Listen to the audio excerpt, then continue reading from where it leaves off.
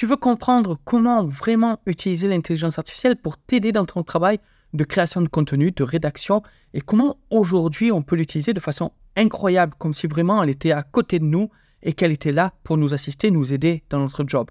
Eh bien, ne bouge pas, je te montre tout ça en temps réel dans cette vidéo. Je t'explique tout, comment aujourd'hui tu peux utiliser la voix de ChatGPT, comment tu peux utiliser les outils d'édition, comment tu peux optimiser pour le SEO, débloquer ta créativité, brainstormer, bref, tout ça, je te l'explique dans cette vidéo et en plus, j'aurai un cadeau pour toi à la fin de la vidéo. Je t'invite donc à bien regarder cette vidéo, à bien la suivre, tu vas apprendre beaucoup de choses et à rester jusqu'au bout de cette vidéo. C'est parti, juste après ça.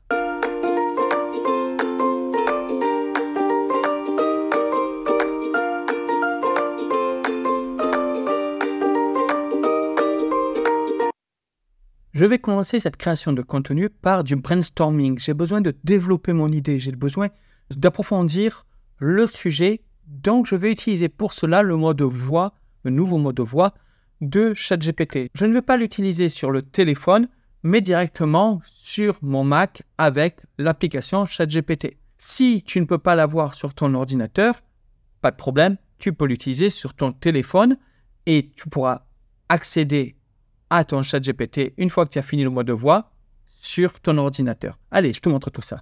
Bonjour Chatoun, comment vas-tu? Salut Patrice, je vais bien, merci. Et toi, comment ça va? Ça va bien, je travaille actuellement sur un nouvel article pour Eden Persona. Est-ce que tu te rappelles un petit peu ce qu'on avait travaillé dernièrement et l'axe que l'on avait suivi?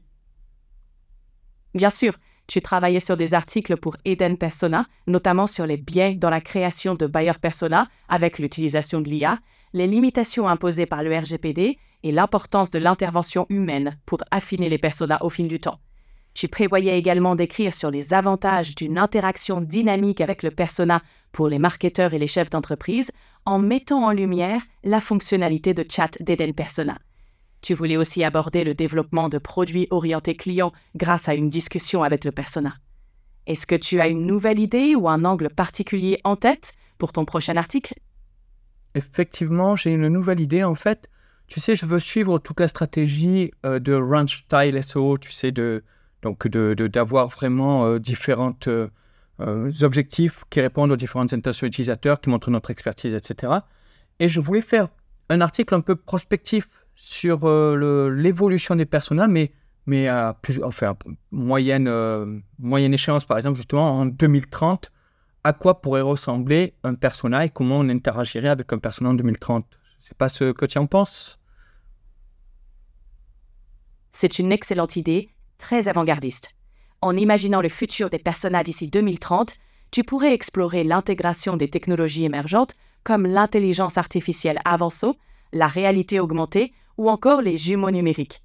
Exactement. On pourrait imaginer des personas hyper personnalisés, générés en temps réel à partir de données dynamiques, offrant une vision vivante et évolutive des comportements, des besoins et des motivations des clients.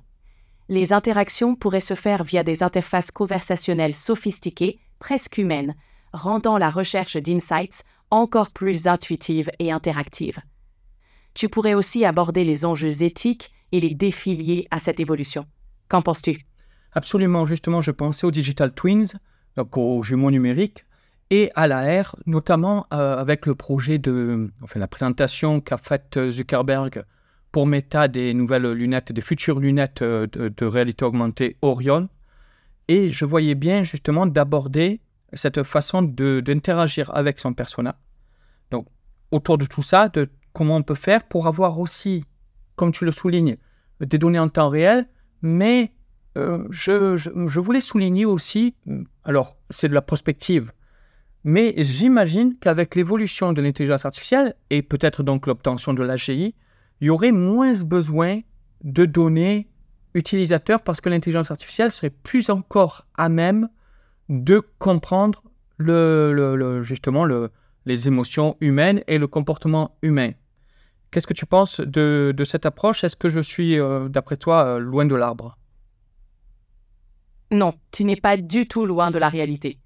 Ta vision s'aligne bien avec les tendances technologiques. L'idée que l'IA, en particulier l'AGI, Artificial General Intelligence, pourrait réduire notre dépendance aux données utilisateurs est tout à fait pertinent. Avec une compréhension plus profonde des comportements humains, des émotions et des contextes sociaux, une AGI pourrait prédire et réagir aux besoins des utilisateurs avec une précision incroyable, basée sur des modèles comportementaux plutôt que sur des données brutes. L'utilisation de la réalité augmentée et des jumeaux numériques permettrait des interactions ultra personnalisées et immersives avec les personas, offrant une sorte de conversation directe avec eux dans des environnements virtuels. Tu pourrais également discuter des implications pour les entreprises en termes de stratégie marketing et de conception de produits. Ton approche prospective semble non seulement réaliste, mais également fascinante pour tes lecteurs. Et par contre, j'aimerais aussi qu'on aborde les limites de cette évolution par rapport à certaines règles européennes. Sur l'intelligence artificielle, qui est les règles qui ont été mises pour l'intelligence artificielle en Europe, l'intelligence artificielle n'a pas le droit d'analyser les émotions humaines. Donc, est-ce que tu peux vérifier que je ne dis pas de bêtises, qu'il y a bien cette limite dans les règles, les nouvelles règles sur l'IA en Europe, avec l'AI Act, que je ne me trompe pas déjà avant d'aller plus loin? Est-ce que tu peux vérifier que je ne me trompe pas sur ce point? Je n'ai pas accès à des informations en temps réel, mais je peux te dire que tu soulignes un point crucial. Le règlement sur l'IA, AI Act, proposé par l'Union européenne, vise à encadrer les utilisations de l'intelligence artificielle, avec un accent particulier sur la protection des droits fondamentaux et des données personnelles des individus. L'un des aspects discutés concerne l'analyse des émotions humaines qui peuvent en effet être perçues comme intrusives. L'AI Act prévoit des régulations strictes pour les systèmes d'IA à haut risque qui incluent probablement ceux capables d'analyser ou de prédire les émotions. Ces régulations visent à éviter des utilisations potentiellement abusives ou discriminatoires. Cependant, le texte exact du règlement et ses implications précises peuvent encore évoluer. Si tu veux intégrer cet angle dans ton article, ce serait pertinent de souligner comment les régulations européennes cherchent à équilibrer l'innovation avec la protection des droits des utilisateurs, ce qui pourrait influencer la manière dont les personas évolueront à l'avenir en Europe. Mais je voudrais aussi qu'on n'hésite pas aussi, en fait, j'aimerais qu'on soit équilibré dans notre approche et qu'on n'hésite pas à critiquer aussi, parce que c'est bien de vouloir protéger les gens justement de l'évolution de l'IA et de ses biais, des risques que cela occasionne, mais aussi de voir les limites et que de notre côté, ça peut aussi faire plus de mal qu'autre chose, non seulement aux entreprises européennes, mais aussi même aux particuliers, parce qu'ils ne pourront pas profiter des avancées de l'IA comme le reste du monde qui est moins restreint. Et pourtant, peut-être que justement, c'est les restrictions dans l'ensemble, l'Europe aurait raison, mais c'est difficile d'avoir un système avec plusieurs systèmes qui, dans un monde mondialisé, avoir plusieurs approches différentes. Enfin, je ne suis peut-être pas très clair là-dedans. Je comprends tout à fait ce que tu veux dire, et c'est un point important à aborder. Dans ton article, tu pourrais souligner que si les régulations européennes visent à protéger les individus contre les risques potentiels de l'IA, tels que la discrimination ou l'intrusion dans la vie privée, ces mesures peuvent également freiner l'innovation et mettre les entreprises européennes en désavantage par rapport à d'autres régions du monde. Tu pourrais discuter des conséquences potentielles pour les utilisateurs, telles que l'accès limité à des technologies innovantes ou des expériences moins personnalisées par rapport à d'autres marchés. En même temps, il serait intéressant de mentionner le débat autour de l'équilibre entre innovation et régulation, et comment cela peut influer sur la compétitivité des entreprises européennes sur la scène internationale. En abordant ces points, tu offriras une perspective nuancée, soulignant à la fois les avantages et les défis de la régulation de l'IA en Europe. Effectivement. Qu'en penses-tu? Oui, tout à fait. Ok, on va mettre ça dans cet article. Bien insister aussi sur le principe des digital twins, expliquer ce que c'est, donc les jumeaux numériques, et comment ça se construit en fait dans les faits, et comment ça pourra se construire de façon plus simple que de prendre justement des tonnes de data grâce à l'évolution de l'intelligence artificielle et de ses capacités à mieux cerner le comportement humain. Aussi, avec la réalité augmentée et la création justement numérique par l'intelligence artificielle de capacités vidéo, justement, même des capacités d'objets 3D et tout ce qu'elle est capable de faire. D'ailleurs, en sourçant de quoi à chaque fois, toutes ces évolutions, il faudrait vraiment les montrer que c'est pas pris dans le vide, cette prospection, mais parler des lunettes Orion, parler justement de Digital Twins, comment ça peut se faire, parler aussi des data et pourquoi il en faudra moins grâce à l'AGI. Et est-ce que tu vois des points que je n'aurais pas abordés et qui seraient donc tout à fait crédibles, que ce soit des évolutions que j'aurais oubliées dans ma pensée maintenant sur l'utilisation des personas? C'est un excellent plan pour ton article, Patrice. En insistant sur le concept de jumeaux numériques, tu peux expliquer comment ces représentations virtuelles d'objets, de processus ou même de personnes peuvent être créées à l'aide de l'IA et de la R, rendant possible des interactions plus intuitives et naturelles. En ce qui concerne la génération de personnages 3D, tu peux évoquer comment les avancées en modélisation et animation permettent de créer des avatars réalistes intégrables dans des environnements AR. Pour soutenir ces points, cite des études de cas ou des exemples d'entreprises qui utilisent déjà ces technologies. Pour la réduction des besoins en données grâce à l'AGI, tu peux expliquer comment une compréhension plus holistique et contextuelle des comportements humains permettrait de réduire la quantité de données nécessaires pour générer des insights pertinents. Et n'oublie pas d'inclure des sources fiables pour renforcer ces arguments. Je pense que tu as couvert pas mal de points importants. Peut-être pourrais-tu également aborder les questions éthiques liées à ces évolutions, comme la confidentialité des données ou l'impact sur l'emploi, pour offrir une vision complète et équilibrée. Qu'en penses-tu? Un point, en même temps que tu parlais, je pensais à un truc.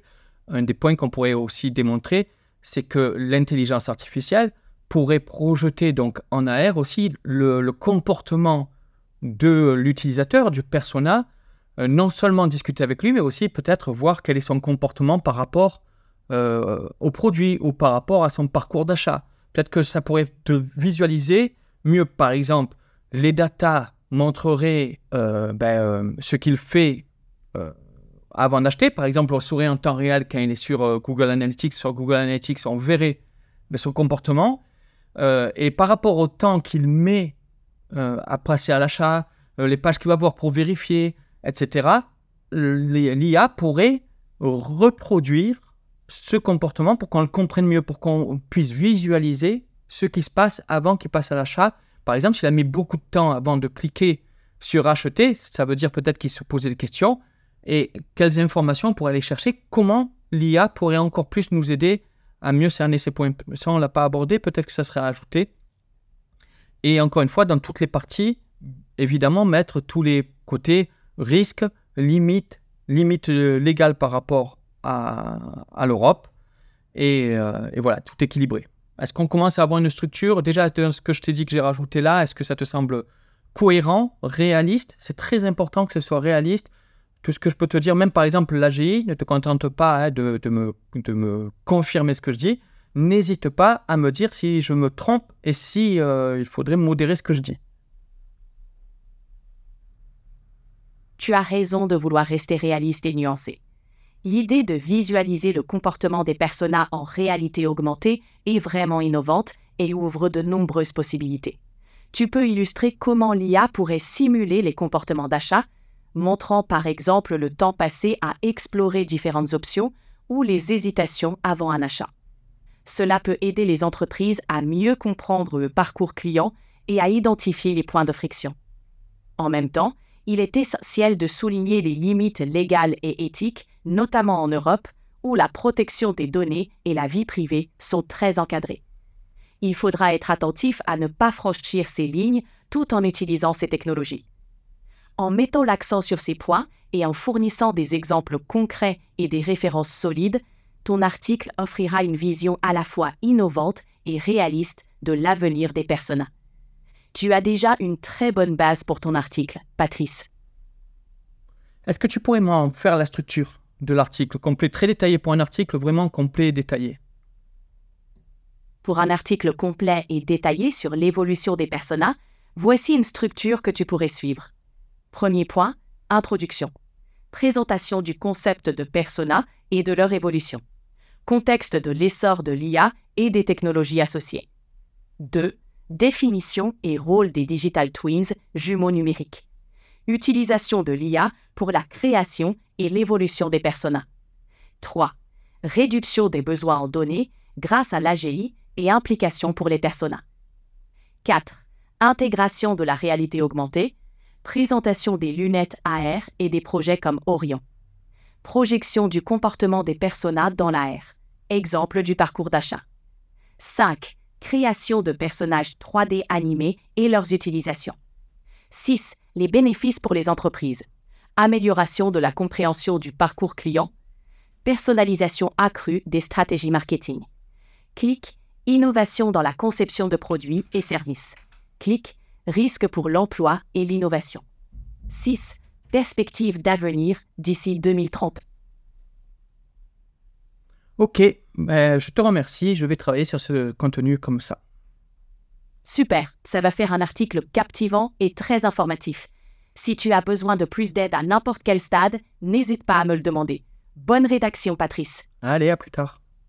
Comme tu le vois, ça me permet là d'avoir fait un brainstorming de façon naturelle, comme si j'avais une assistante hyper intelligente qui discutait avec moi et qui me permettait de mieux avoir les contours du contenu que je veux faire, d'y réfléchir et voilà, et de pouvoir ensuite l'intégrer dans un document, comme on va le voir. Ici, je suis retourné sur ChatGPT en ligne pour pouvoir mettre ici plutôt GPT-4o avec Canva. On va voir pourquoi je mets le Canvas. Mais avant ça, je vais me rendre sur Ubersuggest pour réfléchir aux mots-clés sur lesquels je vais travailler pour ce contenu. Donc là, je suis dans recherche de mots-clés dans Ubersuggest et je vais pouvoir rechercher donc les sujets de cet article que je veux mettre en avant. Par exemple, donc persona AR, jumeaux numériques et digital twin, on va voir lequel est utilisé en France plutôt. Et donc là, j'utilise l'option de recherche d'idées de mots-clés sur Ubersuggest. Ubersuggest est un outil qui est payant, mais on a droit à certaines recherches gratuites. Je crois que c'est 3 par jour, je ne me rappelle plus. Et on voit que jumeaux numériques, donc 2400 recherches, digital twin 1900, la difficulté n'est pas très élevée. Persona AR, c'est moins recherché avec 10. Donc, je vais essayer de me placer sur ce terme, même si les jumeaux numériques, c'est déjà un concept qui est utilisé par des grosses boîtes. Ce n'est pas à la portée d'une petite entreprise de nos jours et ça va se démocratiser avec l'avenir. C'est pour ça que j'en parle dans cet article parce que justement, c'est quelque chose auquel on pense sérieusement pour Eden Persona, mais ne mettons pas la charrue avant les bœufs. Je vais retourner ici sur ChatGPT. J'ai donc mis avec Canva et je lui dis de transformer la structure de l'article en document en utilisant la mise en forme Markdown pour H1, H2, H3, etc. Voilà, on va lui faire ça. Et là, il me transforme donc le contenu en un document sur lequel je vais pouvoir travailler.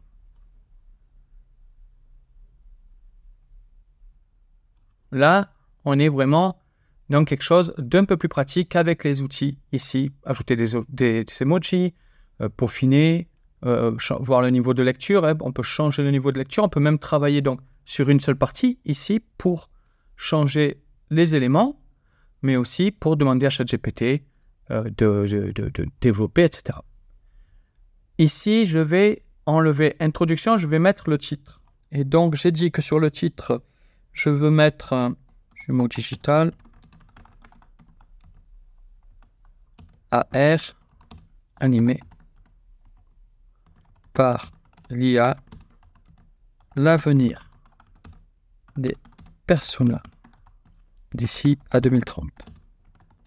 Je peux lui demander: as-tu de meilleures propositions de titres optimisés sur Jumeaux Digital AR?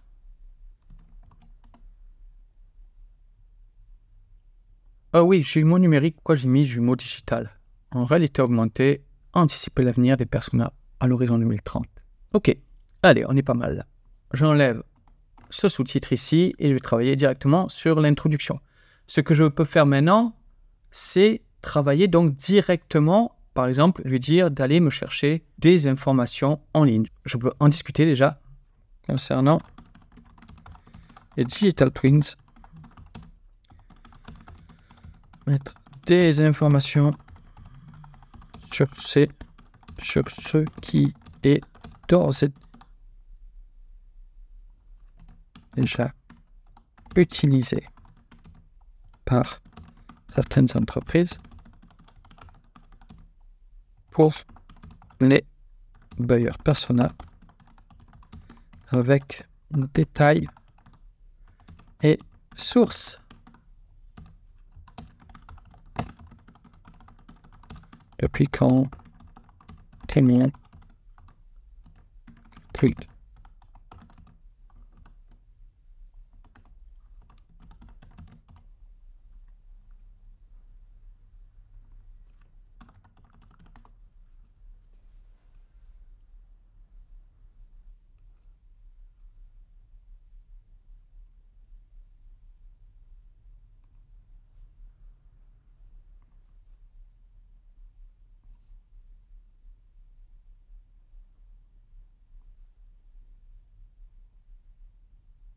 Je peux lui dire: développe beaucoup cette partie en intégrant les exemples d'utilisation actuels des Digital Twins, les limites notamment du haut coût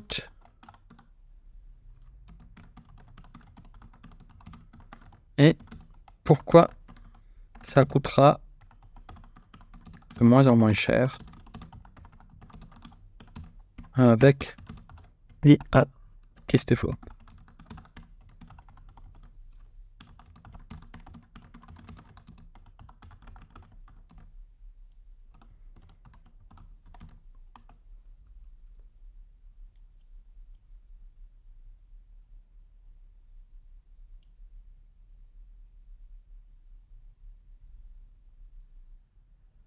Là, on va enlever le depuis quand.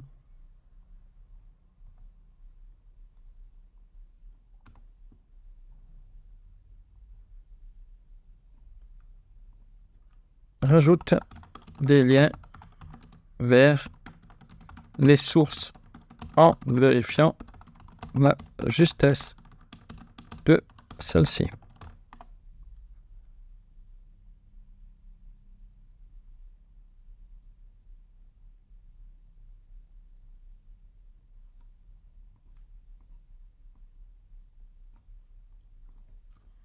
Là.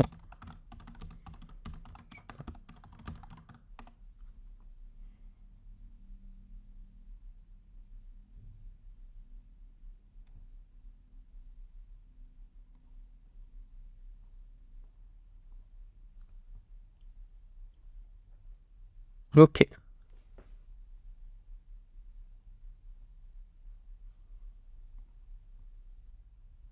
Tu l'as pas vraiment. Hein. Hop là. H4, on va dire le mettre.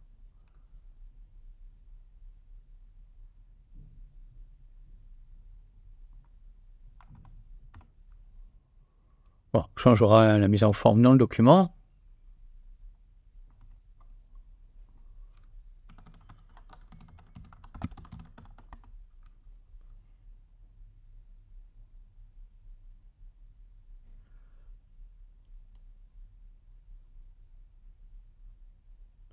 Ok.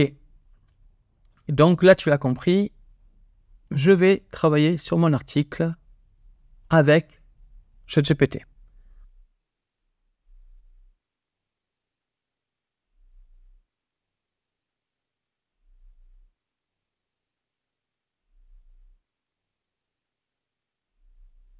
Je peux là demander, vois-tu des faiblesses?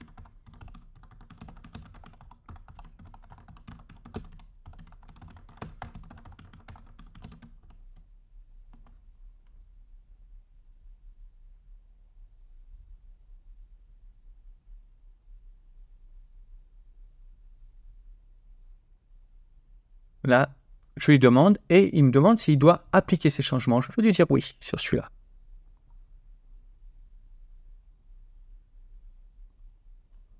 Comme nous verrons plus loin.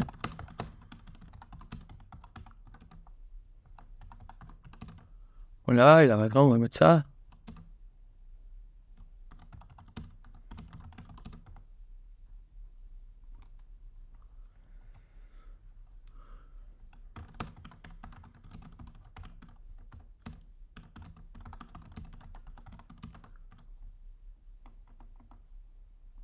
Ce que j'aime bien, c'est qu'on puisse travailler directement avec l'IA là aussi.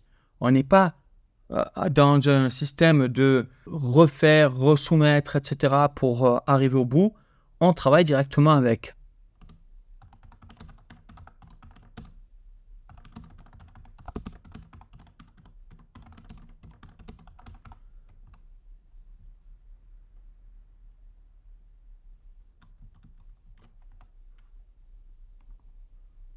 Alors, je vais mettre un synonyme.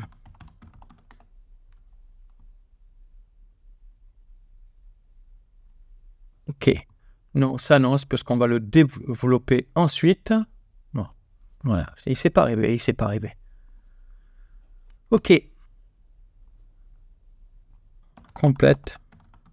Avec exemple de ce que propose Eden Persona.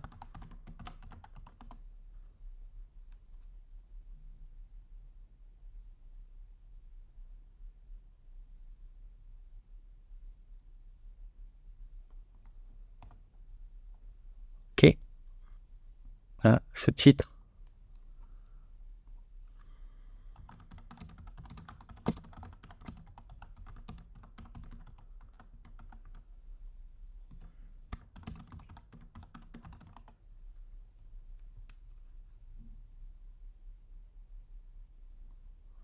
Hop. Pour pas faire de cette vidéo une vidéo de plus d'une heure à me voir travailler, je vais couper ici et je reviendrai quand on utilisera la suite du processus. Voilà, j'ai beaucoup avancé là sur mon article, j'ai vu un petit peu tous les éléments que je voulais voir, j'ai travaillé donc avec ChatGPT pour lui dire de se documenter, d'aller vérifier des informations que je lui donnais, de compléter certaines parties, etc., etc. Comme on peut le voir sur le côté, j'ai travaillé avec elle et on a ici donc notre contenu. Je vais aller maintenant le mettre dans Neuron Writer pour travailler sur l'optimisation SEO. Donc là, je vais faire une nouvelle requête. Je vais me positionner sur jumeaux numériques.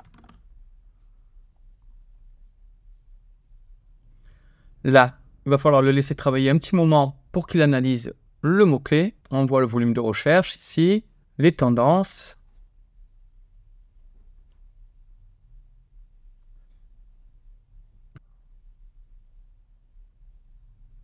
Pas Wikipédia.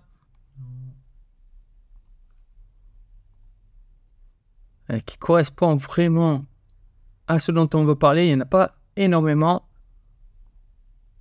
Bon, allez, hop. On va se contenter de ça. On va prendre ainsi parce que sinon ça va me donner du markdown. Hop. Et on va coller. Là, on a le titre. Un peu long, mais c'est pas grave. Et on va générer la description. Là, par contre, on va le raccourcir.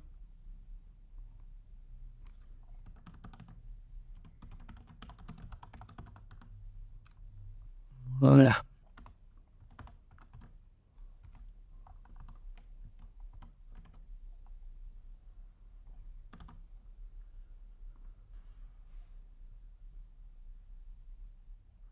Là, je vais demander à côté à Merlin de me donner des synonymes de utilisateur.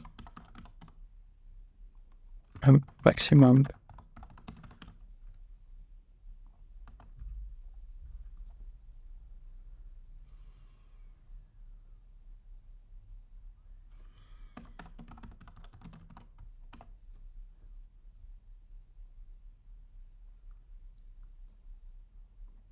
Après, ici, on va mettre en avant ce terme qu'on voit qui est répété trop souvent.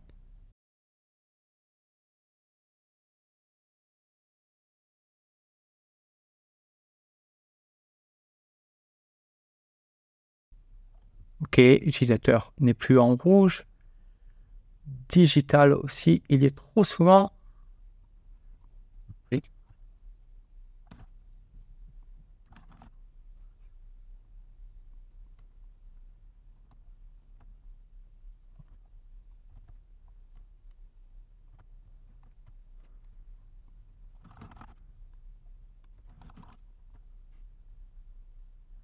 Ok, j'ai plus de rouge. Maintenant, il me faut un peu plus de vert. On va aller dans Auto-Insert. Tant que modèle numérique. On va pas prendre sa phrase. Ok, chaud. Et la prise de décision sera jamais plus la même.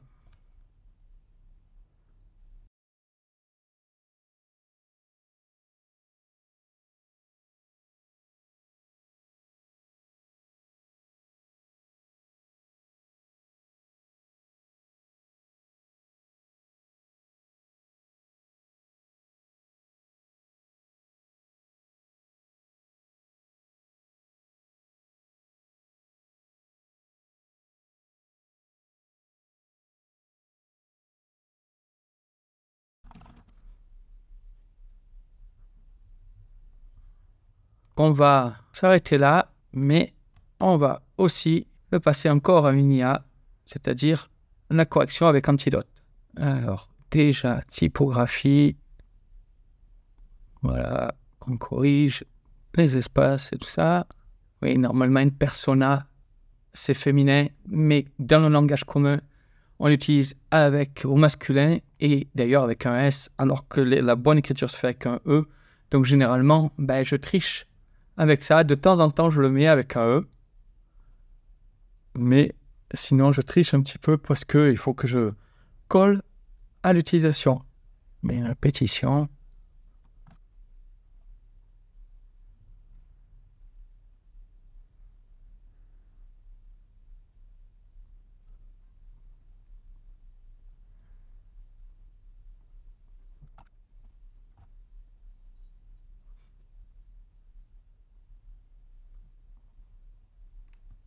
On pourrait aussi travailler les répétitions, etc.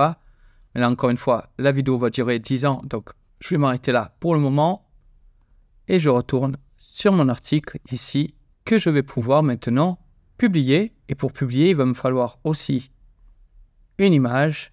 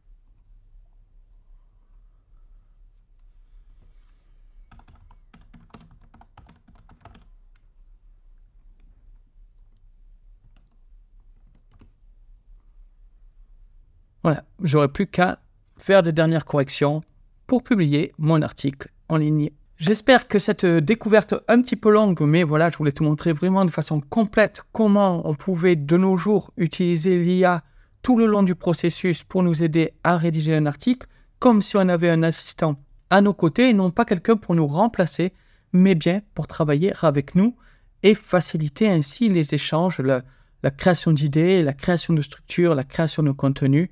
Tout le long, l'IA est un partenaire pour cela. Et je t'ai promis un cadeau en début de cette vidéo, donc le voici.